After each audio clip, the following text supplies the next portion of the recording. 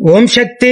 திருவண்ணாமலை மாவட்டம் தன்றாம்பட்டு வட்டம் கல்நாட்டு கிராமத்தைச் சார்ந்த முனியப்பன் ஜெகதீஸ்வரி தம்பதிகள் திருமணமாகி 6 ஆண்டு காலம் குழந்தை பேர் இல்லாம நம்ம சேலத்து மகமாய தேடி வந்து அமாவாசை அன்று கும்பப்படையில் பிரசாதம் சாப்பிட்டிருக்காங்க. வாங்கி சாப்பிட்டு அதே மாதமே அம்மா மனமிறங்கி கருவை தக்க வச்சு அழகான ஆண் குழந்தை ஈண்டெடுத்து அம்மனுக்கு தேங்காய் பழம் பூமாலை பட்டு வஸ்திரம் தான் சொந்த பந்தத்தோட வந்து அம்மனுக்கு துலாபாரத்தில் எடைக்கட காணிக்கையும் செலுத்தி உங்க முன்னாடி சாட்சியா நின்னுட்டு இருக்காங்க. இந்த குழந்தை அங்கத்துல கழுவினி இல்லாம உட ஆரோக்கியத்தோட வளர்ந்து கல்வியில சிறந்து விளங்கி அவங்க குடும்பத்தை கட்டிகாத்து கடைசத்து நான் வேண்டிக்கிறேன்.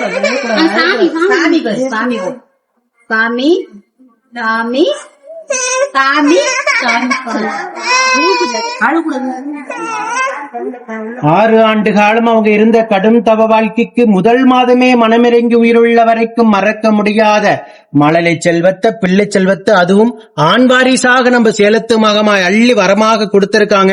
நம்ம கோயில் எப்படிப்பா உங்களுக்கு தெரியும்? முறை யூடியூப் பார்த்து நம்பிக்கையோட வந்தீங்க.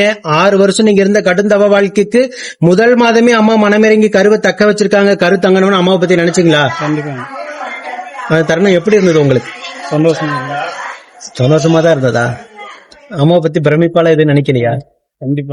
கண்டிப்பா. அம்மாவை பத்தி என்ன சொல்ல விருப்பம்? லட்சக்கணக்கான பேர் உங்களை வீடியோ மூலியமா பாத்துட்டு இருப்பாங்க. உங்களுக்கு என்ன சொல்ல விரும்புறீங்க? எங்களுடைய 6 வருஷ தவம் இது.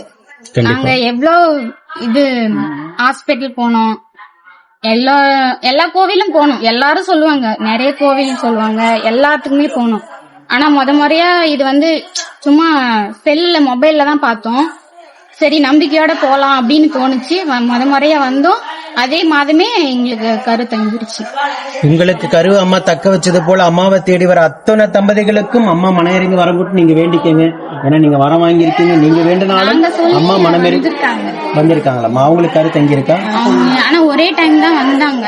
ஆனா அவங்கள நான் அதுக்கப்புறம் பாக்கல. சரி, அவங்களுக்கும் அம்மா மனமிறங்கி கருவை தக்க வைப்பாங்க. கவலை வேண்டாம். ஓம் சக்தி பராசக்தி.